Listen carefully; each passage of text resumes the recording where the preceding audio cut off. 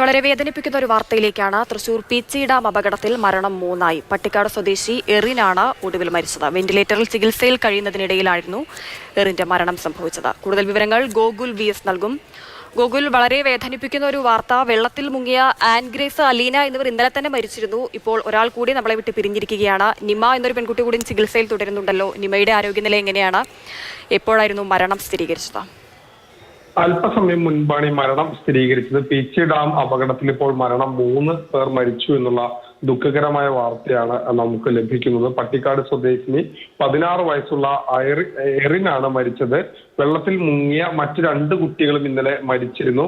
വെന്റിലേറ്ററിൽ കഴിയുന്നതിനിടെ എറിന്റെ ആരോഗ്യനില മോശമാകുന്നു എന്ന് വൈകുന്നേരം ഇറക്കിയ മെഡിക്കൽ ബുള്ളറ്റിനിൽ പറഞ്ഞിരുന്നു. ആന്തരികാവയവങ്ങളുടെ പ്രവർത്തനം നിലച്ച സ്ഥിതിയിലായിരുന്നു. അത്തരത്തിൽ അതീവ മോശം അവസ്ഥയിലൂടെയായിരുന്നു ആ കുട്ടി കടന്നു പോയിരുന്നത്. പക്ഷെ പിന്നീട് ഇന്ന് രാത്രിയായപ്പോഴേക്കും മരണം സ്ഥിരീകരിക്കുകയാണ് ഉണ്ടായത്.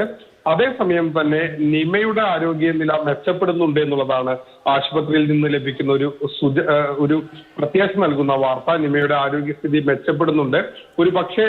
അവരെ ഈ വെന്റിലേറ്ററിൽ നിന്ന് അധികം വൈകാതെ തന്നെ മാറ്റാൻ കഴിയും എന്നുള്ളൊരു പ്രതീക്ഷയിലാണ് ആശുപത്രി അധികൃതർ.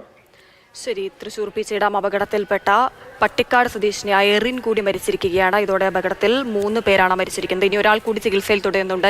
നിമയുടെ ആരോഗ്യനില മെച്ചപ്പെടുന്നു എന്നാണ് ആശുപത്രിയിൽ നിന്ന് ലഭിക്കുന്ന വിവരങ്ങൾ. ഗോകുൽ VS ആണ് വിശദാംശങ്ങൾ പങ്കുവച്ചത്.